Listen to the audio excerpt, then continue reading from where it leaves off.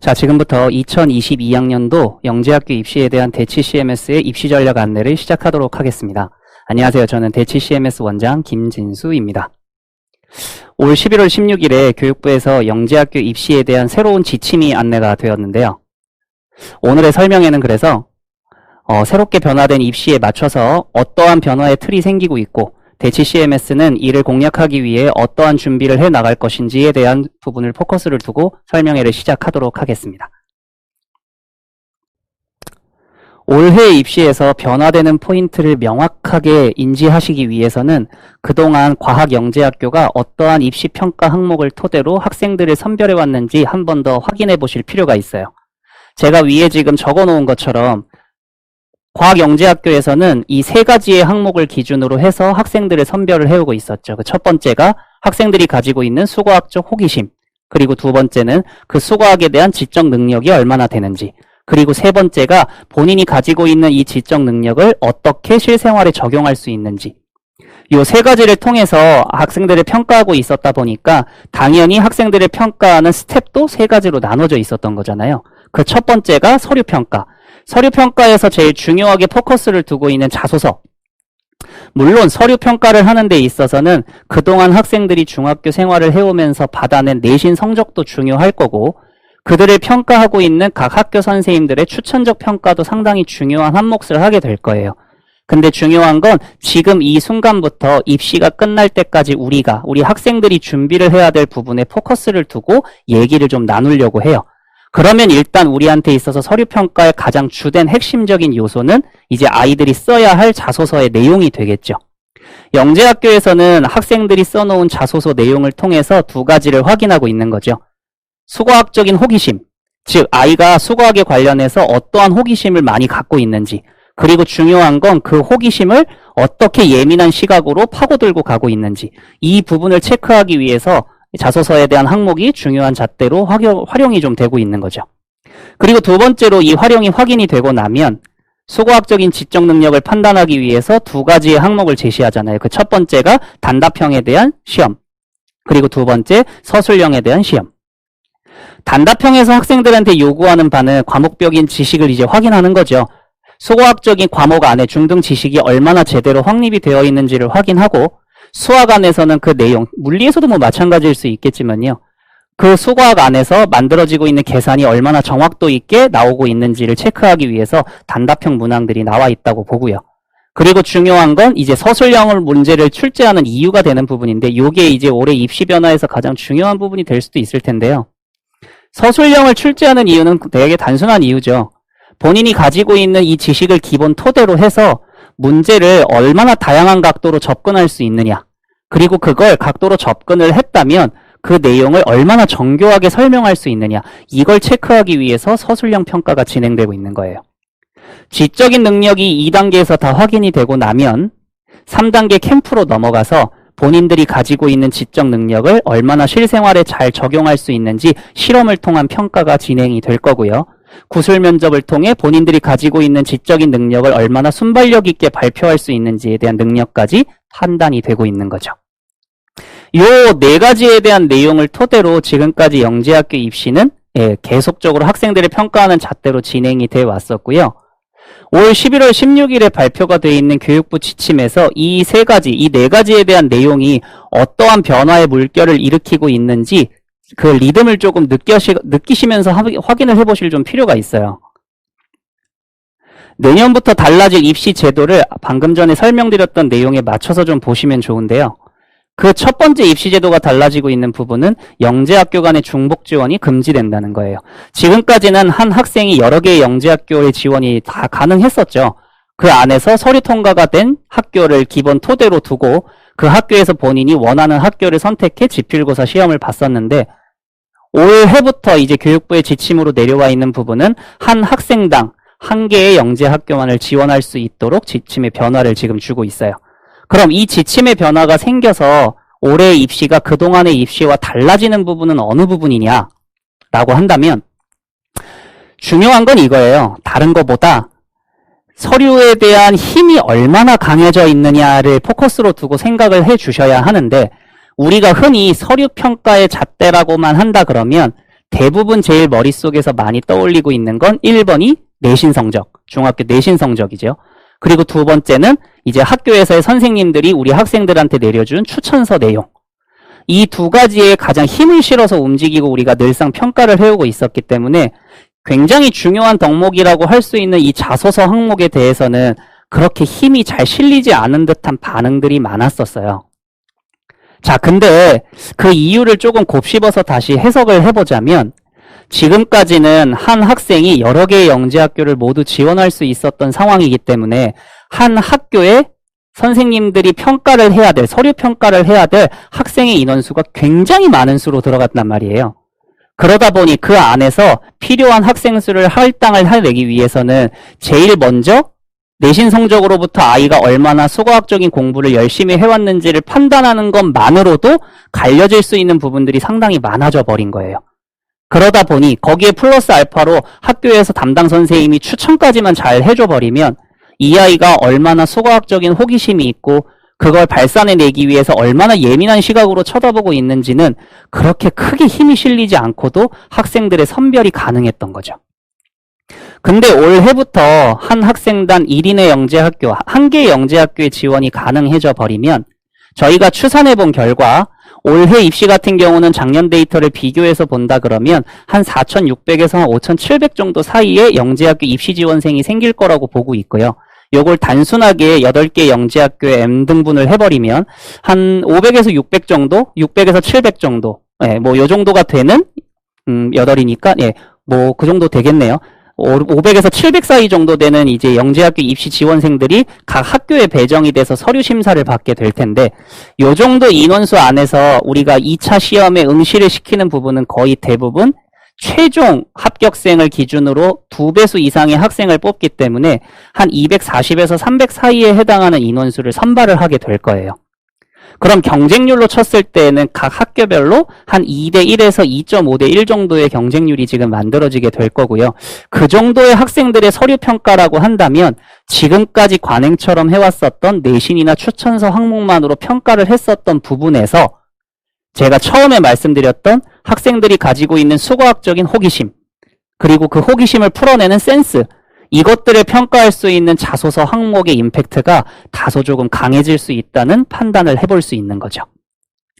조금 쉽게 설명을 한다 그러면 올 A의 내신 등급을 가지고 있는 학생들은 무조건 합격이 되고 뭔가 내신상에 문제가 좀 있어 보이는 학생들 같은 경우는 서류 심사에서 탈락을 한다. 이런 이분화적인 어떤 평가 패턴을 보였던 게 지난날의 영재학교 입시의 관행이었다면 앞으로 진행되고 있는 영재학교 입시에서 서류 심사의 중요한 부분은 내신 성적에 약간의 문제가 있어도 이걸 본인이 가지고 있는 수학과 수학과학적인 호기심과 그걸 풀어내는 센스감으로 다시 커버링할 수 있는 어떤 여지가 만들어질 수 있다는 거예요. 그리고 그 여지가 생각보다 지금까지보다는 훨씬 더 큰 양상을 띌 수도 있기 때문에 학생들은 올해 입시 준비를 하면서 다른 어떤 것보다도 본인들이 얼마나 수거학에 대해서 순수한 호기심을 가지고 있는지, 뭐 가지고 있다라고 해야 되는지 가져야 한다라고 얘기해야 될지는 잘 모르겠지만요. 이런 부분들에 대해서 신경을 써가면서 공부를 해 나가시는 게 매우 중요한 상황이 될 거예요. 그렇다라고 한다면 이 자소서에 대한 임팩트는 상당히 조금 강해진다라고 봐도 무관하겠죠. 두 번째로 보여지는 부분은 문제풀이 평가 과정에 대한 확대를 하겠다. 그리고 평가 문항수를 축소하겠다. 이 언급을 지금 교육부 측에서 해놨는데요. 이 부분을 다시 앞쪽에서 해당하는 지필고사 단답과 서술에 맞춰서 얘기를 좀 해보자면 간단하게 얘기하면 단답형에 대한 임팩트보다는 서술형에 대한 임팩트를 강조하겠다고 표현할 수 있는 거죠. 그 이유도 굉장히 단순할 수 있는데요. 단답형으로서 학생들에게 질문을 던진다라고 얘기를 하는 건 그 학생이 가지고 있는 수거학적인 지적 능력이 얼마나 다양하고 풍부하게 있느냐, 이걸 평가할 수 있는 잣대로만 활용될 수 있어요. 그러다 보니 단답의 문항수가 많아지면 많아질수록 우리가 흔히 물어볼 수 있는 중등 과학의 질문에서의 지적 능력을 훨씬 벗어나는 상황이 생기게 마련이에요. 근데 교육부에서 이번에 영재학교의 입시 문제들을 최종적으로 평가해놓은 결과표들을 한 번씩 읽어보셨을 거라고 생각하는데 교육부에서 지금 판단을 해놓은 결과표는 뭐 그동안에 있었던 루머들과 다르게 수학 같은 경우는 총 100점 만점에 한 81.5점 정도로, 그리고 과학은 100점 만점에 한 90점 이상의 점수로 선행의 범위를 벗어나지 않고 중등의 교과 과정 내에서 충분히 이수가 될 수 있는 문제를 출제하였다라고 지금 평가가 됐었던 거죠. 뭐 학교별로 2차 지필고사를 내는 모양새들이 다소 조금씩은 다르니까 모든 학교를 다 그렇다라고 얘기할 수는 없었겠죠.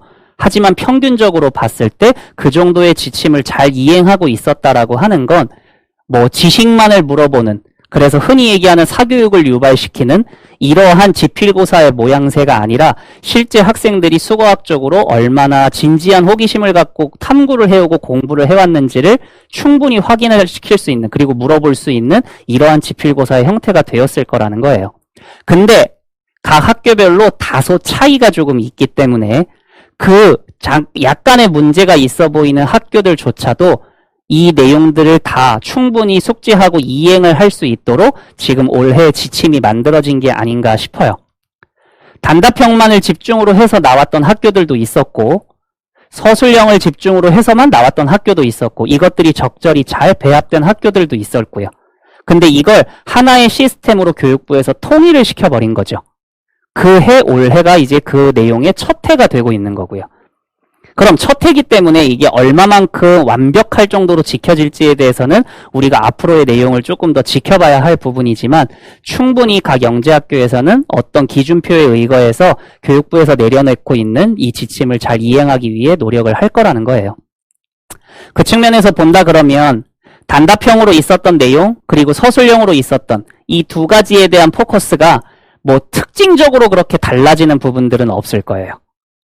결론적으로는 단답에 집중을 좀 많이 했었던 이 영재학교는 여기에 대한 포커스를 훨씬 더 조금 세게 두기 시작할 거고, 이쪽에만 너무 힘을 싣고 있었던 부분은 이런 부분들까지도 조금 더 완화를 시켜서 확인을 하는 상황이 될 거고요.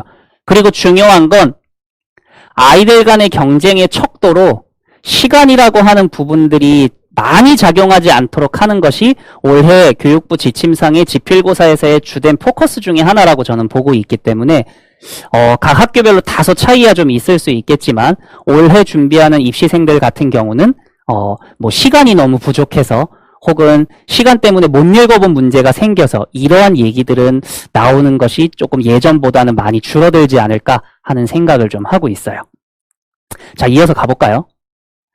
마지막 세 번째로 얘기가 나오고 있는 게 이 영재학교에 대한 지력인재 우선 선발의 확대인데요. 요거는 학생들이 준비를 해야 될 내용의 포커스라기보다는 시스템적인 부분의 포커스이기 때문에 뭐 학생들이 인지를 하고 있는 것보다는 학부모님들께서 좀 어느 정도 인지를 하고 계시는 게 중요하고요. 지역인재 선발의 확대에 대해서 제가 어머니들께 강조하고 싶은 부분은 딱 두 가지예요. 일단 첫 번째, 지역인재 우선 선발을 진행하지 않았던 다른 영재 학교들이 다시 진행을 한다라고 하더라도 그동안 뽑아왔던 학생 수에 대한 지역 분포도에 큰 변화가 있지는 않을 것이다.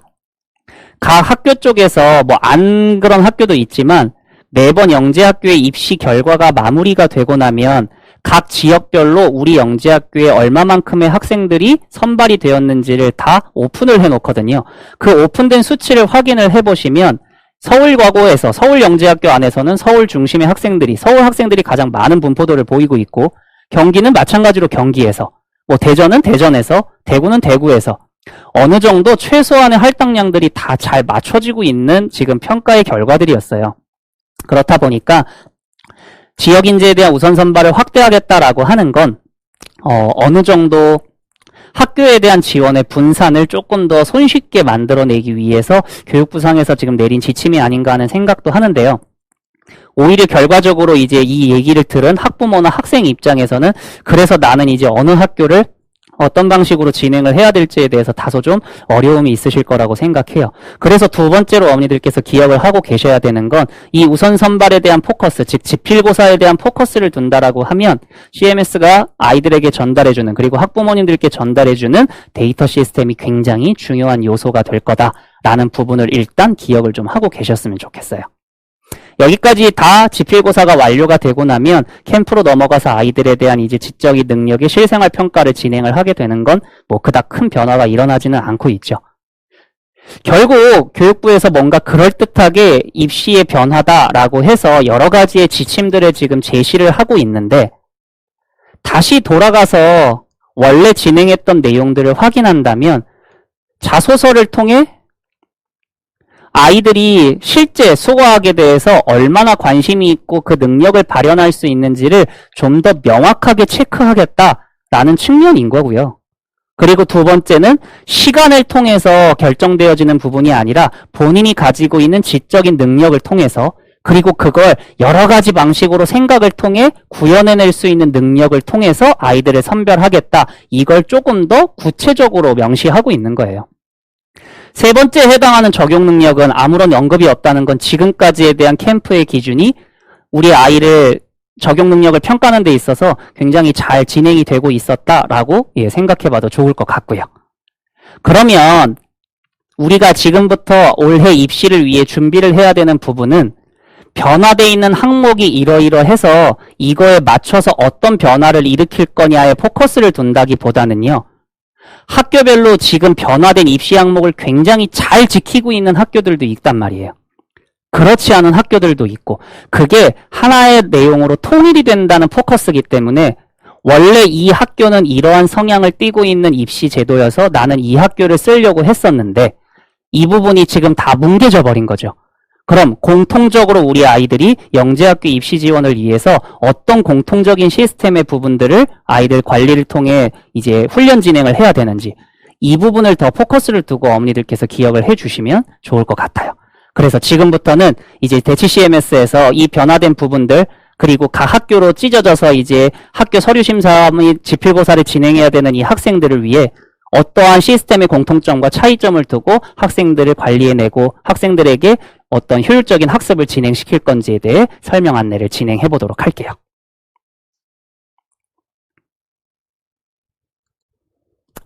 네, CMS의 입시 관리를 위한 매직 넘버 4입니다. 수학의 입장에서는 DDCS라고 지금 제가 적어놨는데 그 내용을 살펴보면 그 첫 번째가 데이터. 아까 제가 서두에 말씀드렸던 것처럼 지역인재 선발 때문에 혹은 아이들 이 8개 영재학교를 구분해서 이제 서류 지원을 해야 되는 어떤 기준표에 포커스를 둔다라고 했을 때 우리 아이는 어떠한 영재학교에 입시 지원을 하는 것이 훨씬 더 유리하고 그 학교에 가서 생활하는 것이 훨씬 더 유리해질까? 이 부분을 위한 데이터의 확립이 상당히 중요할 거예요. 두 번째가 이제 데스크립션이죠. 서술 능력. 올해 교육부 지침상에서 가장 강조가 되고 있는 포커스죠. 이 부분은 제가 조금 이따 다시 한 번 더 말씀드릴게요. 세 번째가 calculation. 수학의 입장에서는 다른 어떤 것보다도 계산에 대한 정확도가 가장 주된 기본 요소가 되고 있다는 건 뭐 학부모님들께서 학생들도 다 잘 알고 있을 거라고 생각하고요. 그리고 마지막이 이제 셀프 스터디예요. 앞부분에서 제가 입시 변화에 대한 포커스를 두고 설명을 드렸을 때 가장 강조를 많이 했던 부분이 자소서의 내용 안에서는 순수한 호기심을 얼마나 예민한 시각으로 접근할 수 있느냐. 그리고 두 번째, 지필고사의 서술 안에서는 그 문제를 풀어낼 수 있는 서술의 지적 능력을 얼마나 면밀하고 정확도 있게 풀어 헤칠 수 있느냐. 그리고 그걸 얼마나 다양한 시각으로 접근할 수 있느냐. 이 부분을 굉장히 강조를 했었단 말이에요. 근데 이 두 가지가 가능해지기 위해서는 누군가가 가르쳐줘서 수동적으로 주입되어지는 방식으로는 절대로 이루어질 수 없는 거죠. 결국은 여기에 서 있는 선생님들은 학생들한테 뭔가 물고기를 잡을 수 있는 낚싯대까지만 던져줄 수 있는 거예요. 그걸 어떠한 스킬들을 활용해서 이렇게 휘젓고 저렇게 휘젓고 해서 물고기를 잡아낼 건지에 대한 경험은 본인들이 직접 시간을 내서 쌓아야 하는 거죠. 그렇기 때문에 4개의 단어에서 제일 중요한 부분은 다름 아닌 맨 마지막에 있는 이 셀프 스터디라고 저는 생각을 해요. 4가지의 포커스는 이런 거죠. 데이터는 영재학교 지원의 척도가 될 거고요. 서술은 이제 정교하고 정확한 설명을 위한 훈련이 될 거고요. 계산 훈련이라는 건 단답형 계산의 정확도 훈련이 되는 거고요. 자습은 이제 생각의 다양성을 습득하기 위한 부분이 되겠죠. 이게 과학의 매직 넘버 4로 바뀌어버리면 다른 건 다 똑같은데 이제 세 번째만 달라지는 거죠. 과학에서에 대한 포인트는 단순한 계산에 대한 정확도보다는 이제 theorem, 각 과목별로 가지고 있는 중등 과학적인 지식이 얼마나 정확하게 확립이 되어 있는가를 확인하기 위해서 단답형 체크를 한다는 거죠. 나머지 부분은 다 동일하게 진행이 될 거고요. 이 네 가지에 대한 포커스만 명확하게 지켜서 아이들이 열심히 공부하고 훈련하고 실행에 옮길 수 있다면 어떠한 학생이 되던 간에 영재학교 입시의 문턱을 넘을 수 있는 좋은 결과를 만들어낼 수 있는 학생이 될 거라고 저는 단언하고 싶어요. 대치 CMS는 이 네 가지의 포커스를 만족시키기 위해 어떠한 시스템을 만들어내고 있는지 지금부터 제가 설명을 좀 해드릴게요. 첫 번째, 데이터. 다들 잘 아실 거예요. 대치 CMS의 가장 큰 무기 중에 하나죠. 대치 CMS의 영재학교 종합모의고사. 대치 CMS만이 가지고 있는 데이터. 아니죠. 정확하게는 CMS 전사가 가지고 있는 데이터가 되는 거죠. 지금 CMS는 대치, 목동, 중계, 관악, 마포, 분당, 평촌, 일산, 송도, 대전, 부산. 거기에 지금 현재 진행하고 있는 온라인 수업팀인 엣지까지 각 전국에 가장 잘하고 가장 수고학적인 능력이나 지적 호기심이 뛰어나다고 하는 학생들을 모두 다 데리고 있다고 해도 과언이 아닐 정도로 CMS가 지금 학생들에게 교육으로 전파를 하고 있는 힘이 엄청나게 막대하다는 건 다들 알고 계실 거예요. 그 학생들에 대한 중간중간의 결과물이 총 집합이 돼서 만들어지게 된 데이터가 바로 CMS의 종합모의고사예요. 그렇기 때문에 이 종합모의고사의 데이터를 통해서 각 지역 안에서 있는 학생들 사이에 경쟁적인 변별력을 얻어내는 것뿐만 아니라 내가 눈으로 볼 수 없는, 그리고 내가 확인할 수 없는 타 지역상에 있는 학생들, 타 지역상에 있는 숨은 고수들이 얼마나 실력이 뛰어나게 서술을 할 수 있고 단답을 만들어낼 수 있는지, 그리고 얼마나 실력을 구현해낼 수 있는지를 간접적으로 확인해보고 그에 대한 대비를 할 수 있는 가장 중요한 데이터 척도가 되는 거죠. CMS 대치에서는 이 종합모의고사에 대한 데이터를 기반으로 해서 아이들에 대한 8개 영재학교 지원의 선별 기준 데이터를 쓰려고 해요. 그럼 이 데이터를 기준으로 해서 각 영재학교에 대한 선별 지원이 완료가 되고 나면 자체적인 어떤 시스템을 통해 그 학교에 최종적으로 선발이 될 수 있도록 이제 추가 관리가 들어간다고 보시면 좋을 거예요.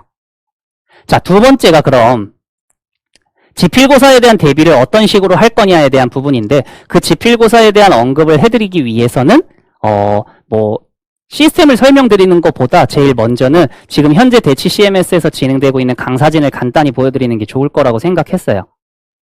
지금 제가 적어놓은 이 표가 대치 CMS의 영재고 대비를 하고 계시는 담당 선생님들인데요. 어머니들께서, 학부모님들께서 포커스를 두고 지금 보셔야 될 부분은 첫 번째, 수학 안에서의 지필고사의 변형. 아까 처음부터 말씀드렸지만 모든 학교가 다 그런 건 아니지만 지금까지의 입시 제도 안에서는 서술형에 대한 어떤 정성적인 평가보다는 단답에 대한 결과를 통해 정량적으로 평가를 하는 입시에 조금 더 포커스가 잡혀져 있는 학교들이 몇 군데 있었어요. 그 몇 군데 있는 학교들의 합격률을 높이기 위해서 그동안 CMS 수학과에서 진행하고 있었던 시스템은 서술형을 중심으로 훈련이 되어져야 하는 S반 팀, 그리고 단답형을 중심으로 훈련이 되어야 하는 G반 팀으로 구분이 돼서 이제 진행이 됐었는데요. 그렇기 때문에 S반의 담당을 하고 있는 선생님들이나 이제 그 책임을 지고 있는 관리자분들은 서술 첨삭이라든가 서술형에 대한 어떤 임팩트에 훨씬 더 일가견이 있으신 분들로 중심이 되어 있었고요. G반에서 이제 단답형에 포커스를 두고 있는 이제 영재학교 입시를 담당하시는 선생님들이나 관리자분들은 말 그대로 단답형의 포커스, 단답형에 대한 정확도 훈련에 가장 일가견이 있으신 분들을 포커스로 두고 이제 배치가 되었던 거죠. 근데 아까 말씀드렸던 대로 이제 모든 영재학교한테 있어서 단답형 위주냐 서술형 위주다라는 이 말은 없어질 거예요. 그 얘기는 어떠한 영재학교를 지원한다라고 하더라도 이 아이는 기본적으로 중등과학적인 혹은 중등수학적인 기본 지식을 토대로 단답형 계산과 이 내용에 대한 정확도가 있어야 되는 거고, 그리고 본인들이 가지고 있는 이 지적인 내용들을 얼마나 예민하고 멋지게 풀어낼 것인가에 대한 서술적인 힘도 반드시 있어야 돼요. 그렇기 때문에 시스템 변화상에서 수학과에 나타나는 첫 번째 포인트는 단답형을 위주로 중심이 되어 있었던 이제 관리 체제자, 이 관리 체계를 끌고 가셨던 이제 관리자분들의 변형이 좀 있을 거예요. 교육부에서 서술형 정성평가에 대한 힘을 이제 강조를 하면서 가장 유사하게 설명을 빗대서 하고 있었던 시스템이 이제 과거에 대한 면접 시스템이에요. 실제 과거를 지원해서 합격을 하신 학생들이나 학부모님들은 아실 테지만 과거에서 진행하고 있는 어떤 구술 면접의 문형들을 본다 그러면 굉장히 오픈화되어 있는 열린 문제 형식의 융합적 문제들을 많이 제공하곤 했었어요. 지금도 마찬가지고 앞으로도 그럴 거라고 생각하고요. 근데 이 문항의 형태를 기본 예시 문항으로 해서 교육부에서는 영재학교 입시의 서술 문항도 이런 식이 되어야 할 거다라는 강조를 굉장히 많이 하고 있었기 때문에 CMS에서 지금 그의 대책 마련으로 변화한 포인트, 관리 형태의 포인트는 과거 담당을 중심으로 하고 있었던 과거 팀장님이 단답을 중심으로 진행했었던 이 G반의 전체 시스템을 모두 총괄해서 진행을 하시는 시스템으로 이제 변화가 올해 새롭게 진행이 된다고 보시면 좋을 것 같아요. 그래서 김남현 실장님을 기준 토대로 해서 G반의 형태의 서술형과 단답형에 대한 훈련이 모두 진행이 될 거고요. 유민우 실장님을 기본 토대로 해서 S반에서 그동안 진행이 되었던 서술 첨삭과 이제 단답형의 훈련이 계속 진행이 될 거라고 보시면 좋을 것 같아요. 과학과에서 포인트로 두고 있는 가장 중요한 요소는 뭐 올해가 아니라 그 이전에도 계속 얘기가 나왔던 거지만 물리 문제 따로, 화학 문제 따로, 생지 따로에 대한 어떤 독립형 문항들이 아니라 이 중등 과학에 해당하는 내용들을 다 융합해서 하나의 메시지로 전달하는 융합형 문항을 많이 강조하고 있었잖아요. 그렇기 때문에 예전 같아서는 물화에만 조금 포커스가 두고 힘이 실렸던 어떤 입시 체제였던 반면에 올해 같은 경우는 생지에 대한 어떤 임팩트도 상당히 좀 강해졌고 물화 공부를 통해 물화에 대한 지식을 구현해내기 위해선 반드시 생지에 대한 지식도 필수 불가결하게 필요해지는 이제 문항이 생기기 시작한 거죠. 그러다 보니까 CMS에서 과학과에 지금 힘을 두고 올해부터 다시 진행을 하고 있는 시스템 변화는 생지에 대한 선생님의 임팩트예요. 다른 물화 선생님들보다 인원수도 조금 늘려놨고 인원수를 늘려놨다, 선생님들의 인원수를 늘려놨다라고 하는 건 시스템 체계를 조금 더 견고하고 강하게 확립을 해놓겠다는 의미로 해석해 주시면 좋을 것 같아요.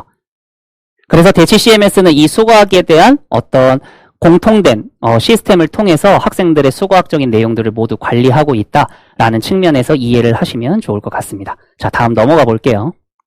이 강사진들이 우리 아이들한테 지필고사에 대한 힘을 실어주기 위해서 그 첫 번째로 진행하고 있는 건 대치 CMS만이 가지고 있는 이 테스트 관리예요.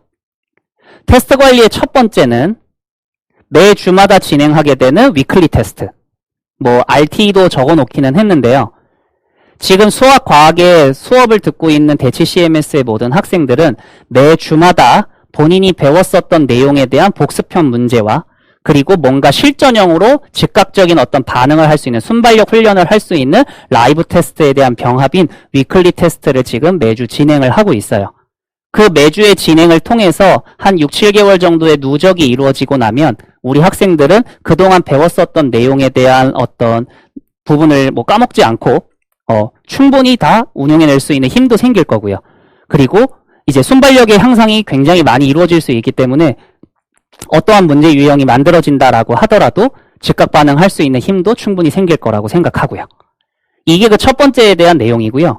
두 번째는 수월한 테스트라고 해서 지금 만들어 놓은 내용인데 간단하게 말씀드리면 수학에서는 중등 심화에 대한 계산 훈련, 과학에서는 중등 과학 내용에 대한 이론적인 단답형 훈련, 이 내용들을 통해서 계산과 이론 지식에 대한 정확도를 명확하게 체크하는 훈련이 매주 수요일하고 목요일에 테스트로 진행이 될 예정이에요.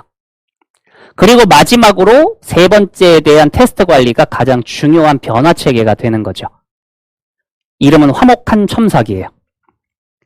올해 입시로 바뀌면서 모든 영재학교에 가장 임팩트가 걸리고 있는 건 서술형 문제죠.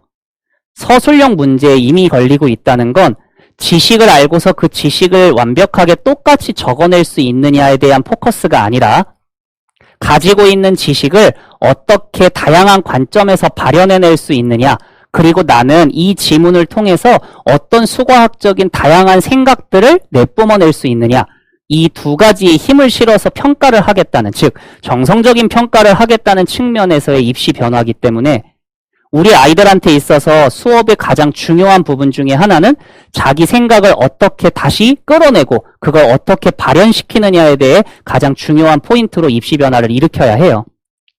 그렇기 때문에 올해 CMS에서 1월 분기부터 진행하는 시스템 변화의 그 첫 번째는 화목한 첨삭이라고 해서 아이들 개인별 서술 첨삭 형태의 시험이 진행이 될 거예요.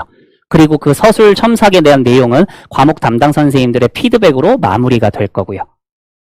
시스템의 특징을 간략하게만 말씀드리면 수학 같은 경우는 매주 수, 목, 수업 시간에 서술형 지문이 바로 아이들에게 제시가 될 거고 15분에서 20분 정도의 시간 동안에 그 지문을 읽고 학생들이 서술을 하는 시간이 사용이 될 거고요. 과학 같은 경우는 여러 가지 최근에 일어나고 있는 사회과학적인 이슈가 꽤 많잖아요. 계속적으로 나올 거고요. 그렇기 때문에 미리 준비가 되어진 사회과학적인 최신 이슈에 대한 읽기 자료가 먼저 학생들에게 멋진 책으로 아이들한테 배부가 될 거예요. 그리고 그 배부된 내용을 토대로 해서 이제 각 담당 선생님들이 그 내용 중에 가장 중요하다고 생각되어지는 지문을 발췌를 할 거고요. 그리고 이제 화학 시간 한 타임 안에 그 내용들을 매주마다 서술형 첨삭으로 활용을 하게 될 거라고 보시면 될 것 같아요. 그래서 이 내용이 올해 진행을 하려고 하고 있는 가장 중요한 입시 변화의 트렌드니까 이 부분을 아이들한테 훈련시키기 위해서 굉장히 많은 에너지를 쏟고 있고요. 지금까지도 지금 담당 선생님들이 이런 스타일의 문제를 만들어내시고 출제하시는데 꽤 많은 에너지를 쓰시고 있기 때문에 1월부터 진행하는 이 시스템에 굉장히 큰 관심을 주셨으면 좋겠습니다. 여기가 첫 번째 CMS에서 제시하는 내용이고요. 두 번째는 CMS의 자율학습 시스템이에요. 제가 앞전에 계속 강조해드렸죠. 다른 것보다는 아이들이 스스로 공부할 수 있는 시간의 확보, 그리고 그를 통해 생각할 수 있는 시간을 확보해 주는 게 굉장히 중요할 거다. 정성평가를 실행을 하게 되면 아이들은 자기의 생각을 다 적어야 한다. 근데 그 적고 나면 그 서술지 안에는 이 아이가 얼마나 자기 생각을 명확하게 확립해냈는지 비전문가라고 하더라도 단방에 느껴져 버린다. 그렇기 때문에 이걸 해결해서 나는 수과학에 관심이 많고 굉장히 영재성이 뛰어난 학생입니다를 지필고사 안에서 보여내기 위해서는 학생들 스스로 고민하고 탐구하고 공부하는 시간을 명확하게 확보시켜 주시는 게 너무너무 중요해요. CMS에서 시스템상으로 제시를 하고 있는 부분의 첫 번째는 바로 오전 자율학습이에요. 모든 수업의 시작은 특강이 시작되는 순간부터 오후 1시에 수업이 진행이 될 거고 정규 수업 10시에, 오후 10시에 종료가 될 거예요. 그러면 이 앞 시간을 어떻게 활용하고 수업이 끝난 이후에 본인들이 어떻게 그 뒷 시간을 자율학습적으로 활용을 하느냐, 이 부분에 결국 승패가 달려 있다고 보시면 돼요.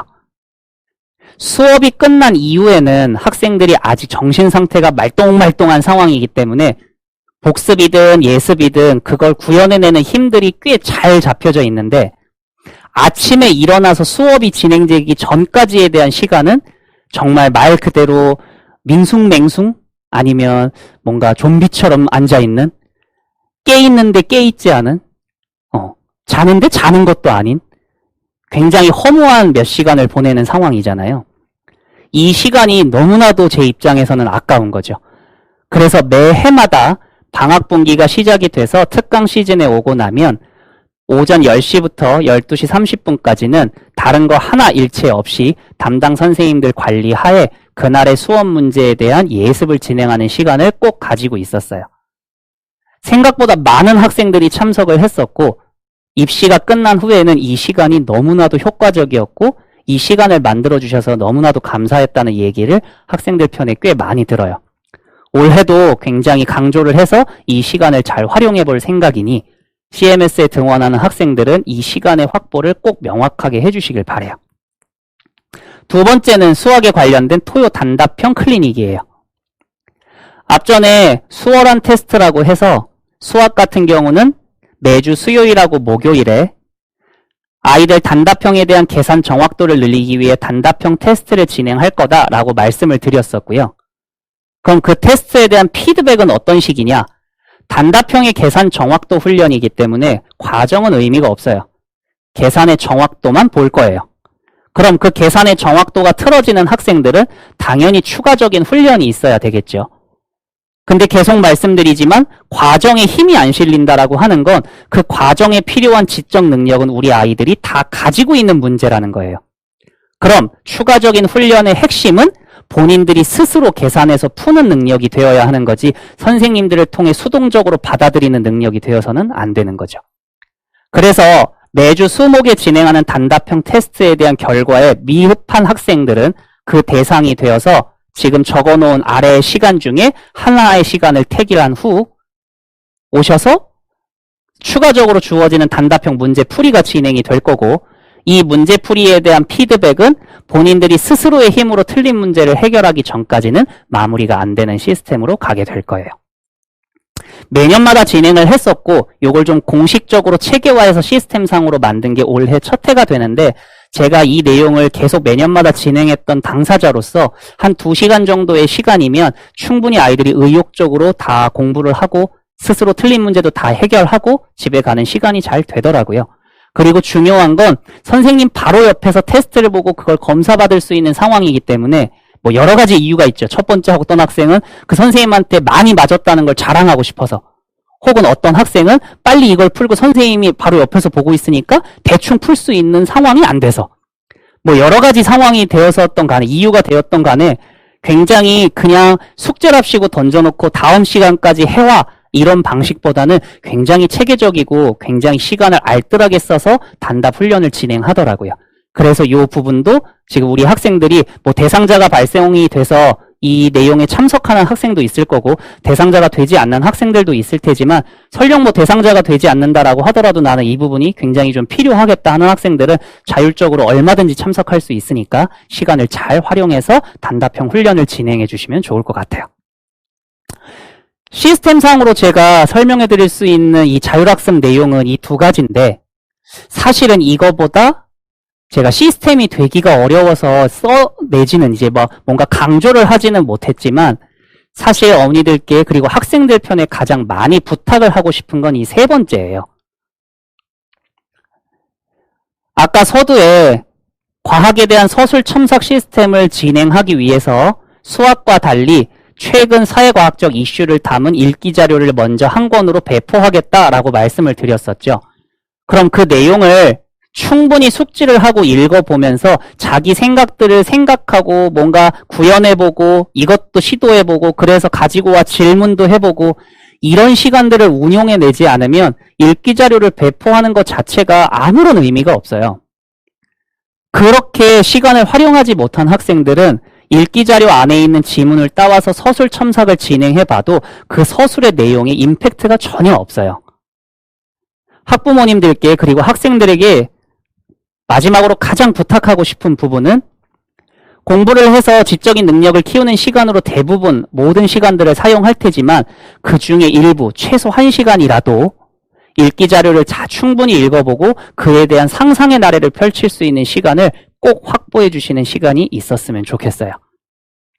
이 세 가지만 충분히 활용이 되어져도 지식에 관련된 문제가 아닌 본인의 생각을 나열하고 정렬해야 되는 어떤 정성적 평가의 문제가 출제가 되면 이 세 가지만 충분히 확인이 되어도 활용이 되고 훈련이 되어도 이걸 무난하게 잘 해결해낼 수 있을 거라고 확신합니다. 커리큘럼에 대한 내용을 조금 더 이제 구체적으로 말씀을 드릴게요. 지금까지 제가 설명한 내용들을 한꺼번에 종합을 해보면 수학 안에서 진행하고 있는 수업의 내용은 스텝 1이 영역별 창의 수학, 조합기하 대수 영역별의 논리력과 서술력을 훈련시킨다. 지적 능력을 향상시키기 위한 부분에 포커스를 좀 주고 있다고 보시면 좋을 것 같고요. 두 번째가 이제 각 조합, 기하 파트, 대수 파트 영역 안에서도 영재학교 입시 스타일에 맞춰져 있는 테마들이 좀 있어요. 조합 같은 경우는 뭔가 이론에 집중되어지지 않은 각각의 스텝마다 조작을 통해 그 결과를 도출해내야 되는 조작 시행 문제. 기하 같은 경우는 이론의 이제 접근시키지 않고 뭔가 여러 가지 공감각적인 사고를 끌어내게 확인을 시킬 수 있는 입체 기하에 관련된 문제. 그리고 여러 가지의 영역들이 한꺼번에 섞여 있는 창의 융합 문제. 이런 문제들이야말로 정성형 평가로서 혹은 아이들의 어떤 수거학적인 능력을 판단하는 데 있어서 가장 중요하고 정확하고 명확한 포인트가 될 수 있기 때문에 이 부분들이 1월 시스템부터 굉장히 강조가 돼서 교재 구성이 될 거라고 보시면 될 것 같아요. 그리고 세 번째가 이제 영역이 뭉개져 버린 테마형 창의 수학. 뭐 어떤 나이트의 체스판에서 얘기하는 나이트의 움직임에 관련된 문항이 있다. 이걸 기하적인 질문으로 던질 수도 있는 거고 대수나 조합적인 질문으로 던질 수도 있는 거죠. 그리고 마지막이 아까 계속 설명드렸던 단답형과 서술에 대한 테스트 시스템이 주된 포커스로 수학에서 진행이 될 내용이고요. 시간표를 간단하게 적어놨어요.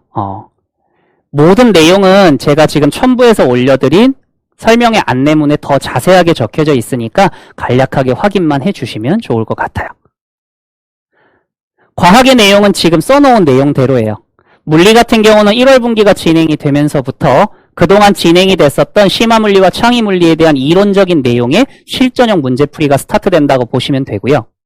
화학 같은 경우는 이제 1월 분기를 시작점으로 해서 창의 융합력 실전 문제가 본격화해서 진행이 된다고 보시면 되고요. 생지는 지금 현재 진행되고 있는 진도의 내용들이 좀 있기 때문에 남은 진도에 대한 정리정돈과 플러스 알파로 특강 시간을 통해서 그동안 배웠던 모든 내용에 대한 서술형 문제풀이가 진행이 된다고 보시면 될 거예요. 이렇게 해서 방학 스케줄에 진행이 될 거고, 마찬가지 과학에 대한 시간표의 시스템도 간략하게 지금 적어놨고요. 자세한 내용은 안내문에 다 적혀져 있으니 확인을 해주시면 좋을 것 같고요. 마지막으로 학생들에 대한 이제 보충 관리예요. 지금까지 제가 설명을 드렸었던 내용은 1시부터 진행되는 정규화 시스템, 특강을 시작으로 해서 정규 수업까지에 대한 내용, 이 내용을 통해서 학생들을 관리해내는 시스템에 포커스를 두고 말씀을 드린 거고요. 이 시스템을 만들어내는 작업은 당연히 전체 CMS 학생들의 보통의 평균을 기준으로 만들어진 시스템인 거죠. 그렇기 때문에 모든 학생들 1대1의 관점으로서 이 시스템을 적용해보면 조금 과하게 뭔가 적용되어지는 학생도 있을 거고 다소 좀 부족하게 적용되어지는 학생들도 있을 거예요. 그렇기 때문에 이 부분을 추가적으로 해결하기 위해서 매주 토요일마다 부족하거나 뭔가가 더 필요한 학생들의 보충 관리가 들어가기 시작할 거예요. 그 첫 번째가 1월달 분기. 1월달 분기는 수학데이예요. 1월달에 진행되는 리스크 매니지먼트는 수학에 포커스를 두고 추가적인 어떤 보충 특강들이 열리게 될 거예요. 그 첫 번째가 서술 훈련을 추가하기 위해서 조합과 기합 파트를 시작점으로 한 창의 기합 조합 특강. 시간은 토요일 1시부터 5시에 진행이 될 거고요. 두 번째가 각 대수 기하 조합에 관련된 기본 아이디어, 단답형을 해결하기 위해서 반드시 중등과정 안에서 필수 불가결하게 알고 있어야 되는 지적 능력에 대한 기본 아이디어 정리. 이 과목별 기본기 특강이 토요일 6시부터 10시까지 진행이 될 예정이고요. 아까 말씀드렸던 대로 이제 추가적인 계산 훈련, 이 내용은 2시부터 10시에 매 2시간별로 4개의 세트가 있고 그 중에 한 타임 태기를 하셔서 참여를 하시면 되는 거고요. 그리고 새롭게 영재학교 입시가 바뀌면서 도입된 특강 중에 하나인데요. 아까 제가 말씀을 드리지는 않았지만 이 입시제도가 변하면서 시스템적으로 달라진 가장 첫 번째 요소는 아이들의 어떤 영재학교 입시 지원 시기가 조금 뒤로 밀렸다는 거죠. 원래 영재학교 지원 시기는 3월 달에 서류 접수를 시작점으로 해서 캠프가 종료되는 것까지 7월 말에서 8월 초 정도면 모든 입시 일정이 다 끝났었어요. 근데 이 시기를 조금 단축하기도 했고 뒤로 미뤄두면서 모든 입시 일정이 종료가 되기 위해서 끝나야 하는 시간이 8월 말 이상으로 넘어가는 상황이 되어버린 거죠. 그렇다 보니까 입시가 끝난 후에는 고등학교에 들어가기 위한 미리 진행되어지는 교과 학습의 준비 기간이 필요한데 이 기간이 예년에 비해서 다소 조금 부족해지는 경향이 생겨져 버려서 이제 뭔가 고등학교 교과 과정의 수학 내용을 아직 제대로 진행하지 못하고 있어서 입시가 끝난 후에 준비하는 데 있어서 시간이 조금 부족하다라는 학생들을 위해 이번 방학 기간 1, 2월 달에 7주 동안 수학 2에 관련된 이론 그리고 그에 대한 유제와 예제에 대한 정복의 수업이 진행이 될 거예요. 그 시간은 토요일 날 1시부터 7시까지 진행이 될 거고요. 나는 수 1은 안 했는데 왜 수 2를 먼저 해야 되냐? 수 2를 들을 수 있냐? 하는 질문들도 좀 있을 거라고 생각하는데 고등학교 교과 과정의 내용들이 어떤 커리큘럼으로 진행됐는지를 확인해 보시면 수 1에서 진행되는 내용은 여러 가지 스타일링이 되어져 있는 함수의 방정식과 부등식을 계산하는 문제예요. 예를 들어 지수로그, 그 다음 삼각함수, 수열, 뭐 이런 내용들을 방정식화하고 부등식화해서 만들어낸 문제들의 풀이고요. 수2에서부터 우리가 흔히 매일 얘기를 들어왔었던 미적분에 관련된 얘기가 들어가요. 근데 수2에서는 그 미적분에 관련된 얘기가 다항함수, 즉 우리가 중학교 때 배우는 다항식에 관련된 모양새의 함수 안에서의 접근법으로 국한을 시키고 이제 심화미적이라고 하죠. 미적분학이라고 하는 수2 다음에 진행되는 선행 커리큘럼. 이 커리큘럼상의 내용이 앞에서 말씀드렸던 수1에서 배운 새로운 함수에 대한 미적분의 접근 훈련으로 들어갈 거기 때문에 수2에 대해서 기본 미적분학을 명확하게 잘 숙지를 해놓고 나면 입시가 끝난 후에 수1과 미적을 동시에 나가서 특이한 현상에 해당하는 어떤 함수들을 정복해내는데 무리감이 전혀 없다고 판단한 거예요. 그래서 지금 미리 진행되어지는 교과 과정의 수업은 수2의 미적분학의 내용에 포커스를 두고 이 수업은 첫 회로 진행하니만큼 대충 진행하지 않도록 하기 위해서 원장이 제가 직접 직강으로 수업을 할 예정입니다. 맞춰서 관련된 안내문의 내용을 좀 자세하게 적어놨으니까 이 내용을 보시면 좋을 것 같고요. 1월달에 수학의 대회에 대한 리스크 매니지먼트가 끝나고 나면 3월달이 돼서는 이제 어느 정도 암기된 내용에 대한 정리도 좀 필요할 거고요. 계산에 대한 훈련보다는 이제 감각적인 것보다는 뭔가 지식적인 정리가 더 필요한 타이밍으로 오는 거죠. 그렇기 때문에 수학에 대한 리스크 매니지먼트는 2월 안에, 늦어도 3월 초 안에는 다 마무리를 짓겠다라는 목표를 두고 3월이 되어서부터는 과학 쪽에 이제 부족한 부분을 최종적으로 점검하고 마무리하는 리스크 매니지먼트가 진행이 될 거다라고 보시면 돼요. 그래서 첫 번째로는 이제 융합형 문제가 아이들한테 있어서 가장 난감할 수 있고 끊임없이 훈련을 해야 되는 포인트이기 때문에 창의 융합 특강으로 해서 서술형 첨삭지도에 대한 특강이 진행 예정이고요. 그리고 마찬가지로 단답 이론 특강, 아까 말씀드렸던 대로 중등 범위 안에서 진행되는 물화생지의 지식들을 마지막 최종 점검하고 정리정돈하는 특강이 한 번 더 열릴 거다라고 보시면 좋을 것 같아요. 여기까지가 시스템적으로 이제 진행되어지는 아이들의 보충관리의 마지막이고요. 사실은 제가 이제 마지막으로 설명드릴 내용이 CMS 대치 영재관에서 영재고 입시를 했을 때 가장 아이를 변화시키는 가장 중요한 포커스가 되는 부분이라고 생각을 하는데요. 그 마지막이 바로 멘탈리티에 대한 매니지먼트예요. 우리 학생들은 각 학교에서의 기준으로 본다라고 하면 전부 다 1등만 하고 있었던 거죠. 그렇기 때문에 자존감도 엄청 높은 학생들이고 굉장히 뭔가 자기 안에 프라이드가 강한 학생들인데 이 학생들만 모아놓고 이제 경쟁이라고 하는 걸 시작을 하다 보니까 소위 말해 이제 엄청난 멘탈 붕괴가 와버려요. 나는 아무것도 못하는 아이인가 봐. 나는 바본가 봐. 멍청인가 봐. 이러고 굉장히 많이 멘탈이 흔들려서 실제 모의고사 안에서의 점수의 변폭도도 굉장히 들쑥날쑥해지는 상황들이 꽤 많이 생겨요. 이 입시기간 중에는. 이걸 얼마나 지속적으로 상담해주고 관리해주느냐가 사실 영재고 입시를 담당하고 있는 관리하시는 모든 선생님들이 갖추어야 될 가장 첫 번째 덕목이라고 저는 생각해요. 뭐 공부를 시키기 위해서 가지고 있어야 되는 지식적인 능력도 굉장히 중요하고 설명을 잘하는 설명의 방법도 굉장히 중요하지만 학생들의 마음을 이해하고 얘를 어떻게 잘 구슬려서 혹은 멘탈을 잘 잡아서 얘가 끝까지 입시의 마무리를 지을 수 있도록 끌어줄 수 있는지 이 힘을 실어줄 수 있는 능력이 있지 않으면 결국은 절반밖에 안 되는 거죠. 1류 강사와 2류 강사를 결정짓는 가장 중요한 포인트가 이 멘탈리티에 대한 매니지먼트 능력이라고 저는 보고 있어요. 어머니들께서 해주셔야 될 마지막이에요. 그럼 저희가 지금까지 제가 설명드렸던 대로 여러 가지 수학적인 관리 시스템과 아이들의 멘탈리티를 잘 잡아주는 것들을 하겠다. 그러면 학부모들은 옆에서 우리 아이들한테 뭘 해줘야 되냐? 바로 요거예요. 아이들의 투정을 받아주셔야 돼요.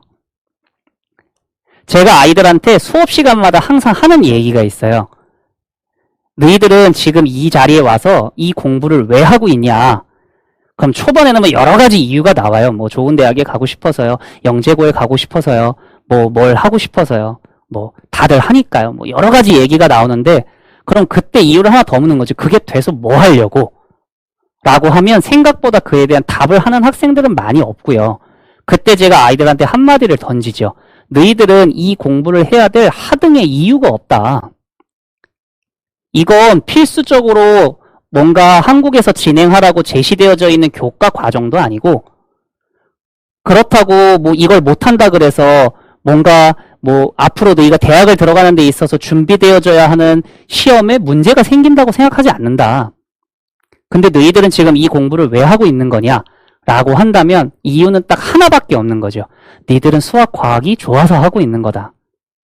수학, 과학을 하고 싶어서 하고 있는 거다. 그걸 인정하고 가자. 그럼 아이들은 되게 낯간지러워 하겠죠. 하지만 속으로는 굉장히 많은 상상을 한다고 하더라고요.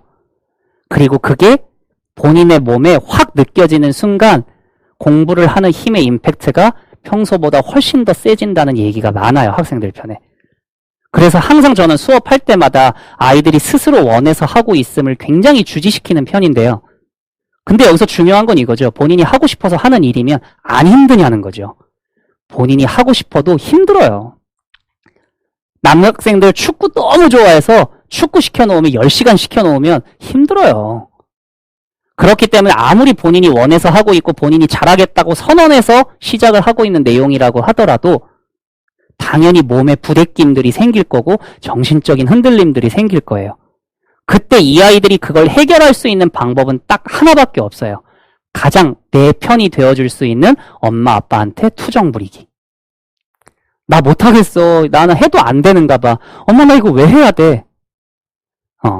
그때 이 투정을 어떤 식으로 받아들여 주실 건지가 굉장히 입시하는 데 있어서 아이들의 멘탈 관리에 중요한 부분이 될 거예요.